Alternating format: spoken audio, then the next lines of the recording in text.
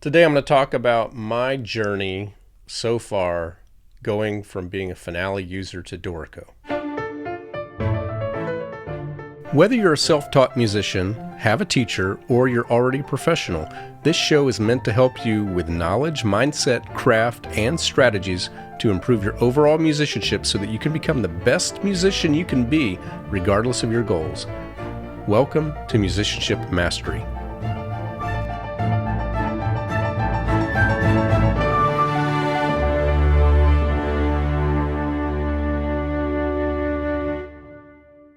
Hello and welcome to episode number 126. My name is David Lane and it is great to be with you once again.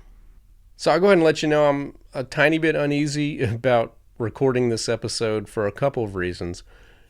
One, I haven't done as much with Dorico as I thought I would have when I kind of wrote the outline for this episode. And second of all, this is a little bit of a transparent behind the scenes of this podcast.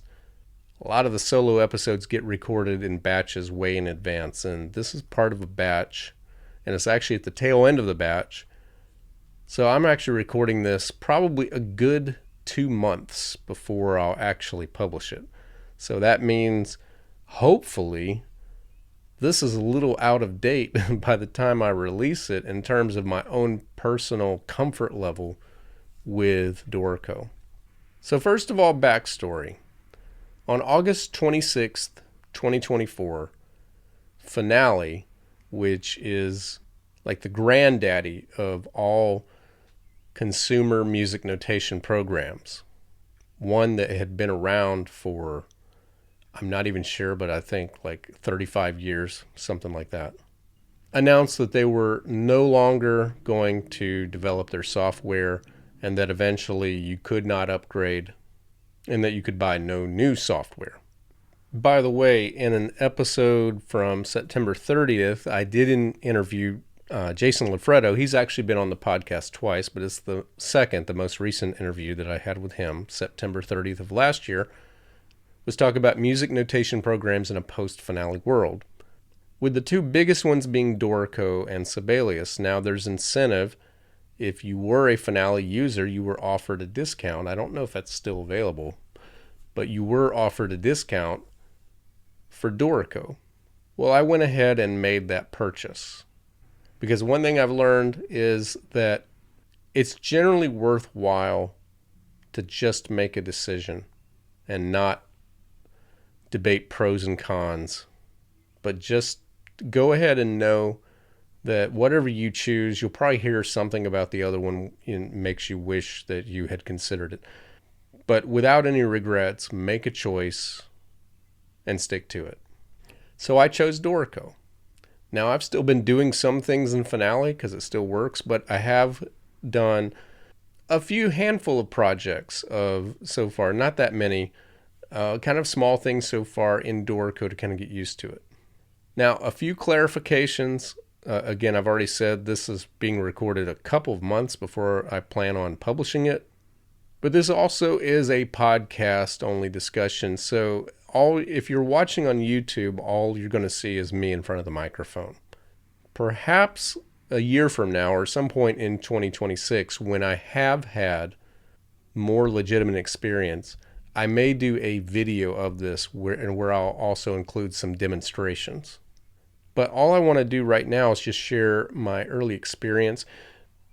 It wasn't too long ago that we had a discussion. I think it was episode 115. We talked about apps for musicians. And music notation apps are something that you should have. You should have an app for music notation, especially if you're a composer or an arranger or even an educator. If you teach music at all, if you're a music director, there's a lot of scenarios by which it is handy to have a notation program. But again, I would absolutely check out at least that most recent episode I did with Jason Lafredo. I will share that in the show notes. So the very first thing that I did, again, this is my early journey so far, very early, was I did the backups that Jason Lafredo recommended for all of my Finale files. So I made sure that everything looked okay, or as well as I wanted to try to get it right now. And I saved each file as a music XML file, which will allow it to be read, probably with edits needed in Dorico. And then I also saved the PDFs of each Finale file so that I could see how it's supposed to look. I have not even attempted yet to open one of those files in Dorico to see what it looks like, so I cannot offer how difficult or easy that is at that point. But everything has been backed up, so it is possible, if Finale no longer works someday, for me to open these files in Dorico. And those are saved offline. Those are backed up in the cloud where I can find them if I have to get a new computer. So the first project I did in Dorico was piano only. It was an arrangement for my students. It was actually an arrangement that I did of Albinoni's Adagio in G minor. And it's a project that I am nearly positive I could have done in Finale in about 45 minutes. In Dorico, it took me about 2.5 hours. Most of that time was spent on me going to Google and searching how to do this, and then how to do that, and how to do this. And also, it was just getting used to some other things I'm going to mention in just a second. But I definitely, even on that first time, I saw things I liked about it, and I saw the potential. But just figuring out where things were, what to type, what were just the keyboard shortcuts, it was so much I had to figure out, to the point to where I kind of tripled the amount of time that was actually necessary. The next project I did was a choral project, something that was just really for simple choir and piano accompaniment. Actually, no, this was just choir. This was a cappella choir. And I estimated that I would need a full hour of work to do this if I were doing it in Finale. And again, I say that because I know Finale. I've done it for decades. Well, pleasantly, it took about an hour and 20 minutes on Dorico, so we're getting much closer. It wasn't triple, wasn't even double, wasn't even 1.5 times the amount of time. Not as much needing to start and stop and go look for things. I've now gotten to the point to where Dorico is not quite as fast as anything would be in Finale, and certain things definitely take a while because there's still so many things I'm looking up and trying to find. But it's not a radical difference, and I can see the potential of someday saying I can do this faster in Dorico than I could have in Finale. I'm not there yet. All right, so here are the 4 things that I would say are the biggest helpers if you have used Finale before, or even if you haven't and you want to go ahead and get started with Dorico as your music notation program. The first thing is really try to understand the modes for write and engraver. And what I've found is I do most of my work in the write mode. Engraver is really for the finishing touches. So like positioning notes, positioning your dynamics and all that. You really want to think about doing things in stages with your pieces. So it's write, it's get the notes out, and then go back and put your dynamics in and put in your tempo marks, put in your slurs, put in your articulations, and then try to make them look as good as you can and make sure that the titles and the composers and all of the text boxes are right where you want them. So those finishing touches you do in engrave, you do everything else in write mode. And of course you do have other modes like the setup mode that you can always go back to kind of change the overall layout of your piece and also certain information about your piece. Well, the second thing that I'd recommend, and I'm still working on this, but learn all of your commonly used keyboard shortcuts that are separate from Finale. Don't just compare to what Finale did. Learn them for Dorico. And it's a little confusing if you are used to Finale when you're typing in notes because they are off by 1. Basically, you're adding 1 from Finale to Dorico. Again, learn it as its own, and you'll be much better off the more you know these shortcuts. The third thing is learning how to use the caret and how to select a note or groups of notes or measures. So now when I say caret, again, this is audio only. It's not the orange vegetable. It's not C-A-R-R-O-T, it's C-A-R-A-T. And it's something that happens as soon as you click on a note symbol or double click on a measure. You'll see the caret. Well, that can be moved to various parts of the measure.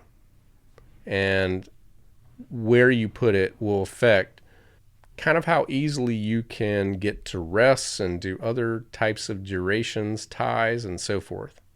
And the fourth big helper that I would recommend is all of the dialogue boxes that you're going to commonly use, such as for dynamics, lyrics, text instructions, and so forth.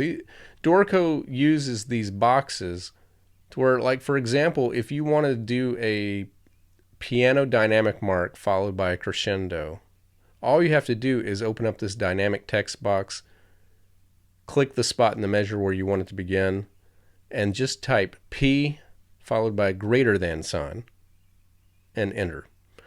And it'll be a really beautiful piano dynamic sign followed by a crescendo.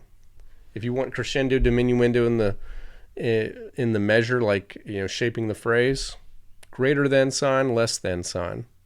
And this is one of the beauties of Dorico. It makes it look good right away. You don't have to finagle it by drawing out the entire thing.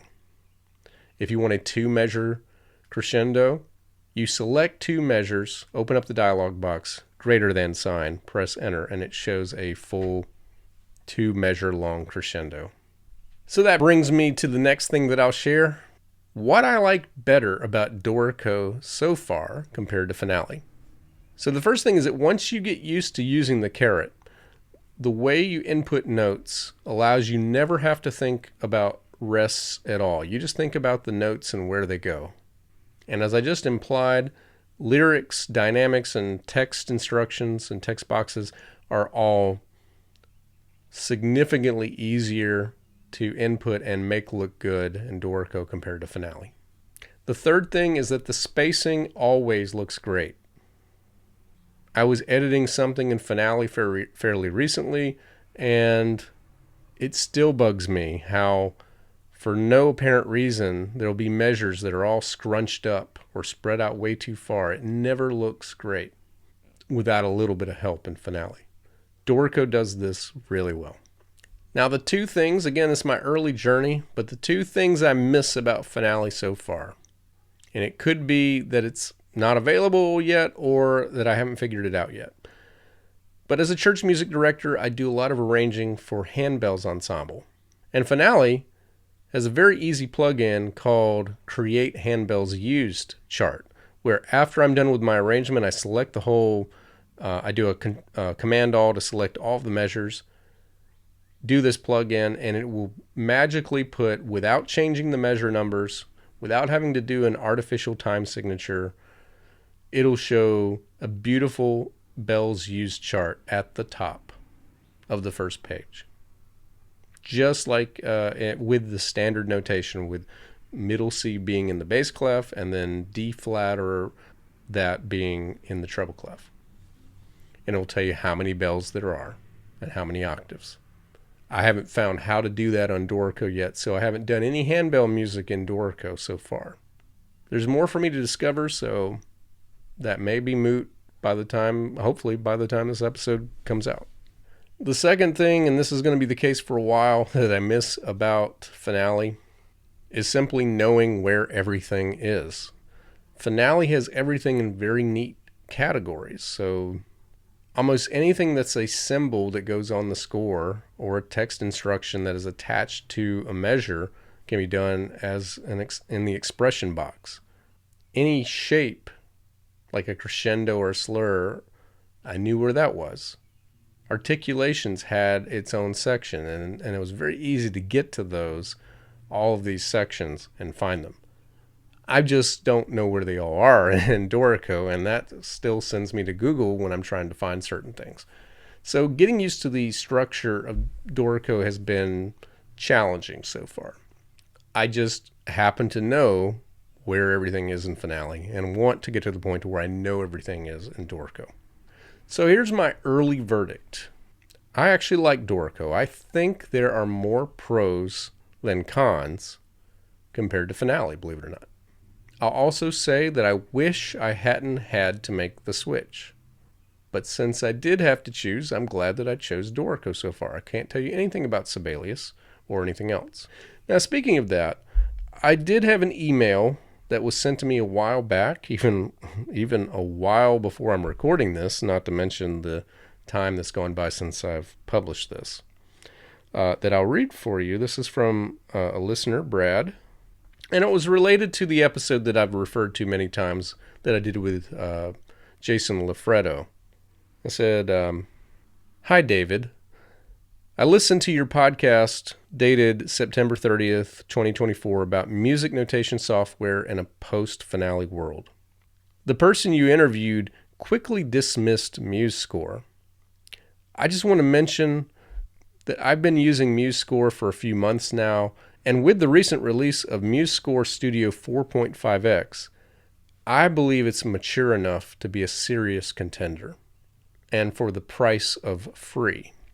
If you're interested, Mark Sabatella, that's Sabatella, is an absolute guru with this software as well as a musician composer. He has a website, Outside Shore Music." So I just wanted to pass that along. We did not talk much about MuseScore. We didn't really offer it as a serious alternative to Finale. But it is a free software, and apparently it's just getting better and better. I can't speak about it from any experience, but the guy that was shared maybe can. And I just want to say, Brad, thank you for listening, and thank you for offering that feedback. If you have feedback on this episode or any of the past episodes, you can do what Brad did and go to my website at davidlanemusic.com and leave an email. Or you can tell me with your own voice by going to speakpipe.com/musician toolkit. If you're a new listener and wondering why is that, it's because through episode 100, this podcast was called the Musician Toolkit, and I just didn't want to change the handles on certain websites. So for example, if you want to find more about this podcast, you can go to davidlanemusic.com/toolkit. I'm on Instagram at David Lane Music and on Facebook at David M. Lane Music. And if you're watching on YouTube, please hit the like and subscribe if you haven't already for this video. That's going to wrap it up for today. I realize this episode was probably for a pretty niche audience, but I hope that if you listen to the whole thing that it was helpful. Again, that's going to wrap up today's episode. I'll be back with you again next week, but until then, thank you so much for listening.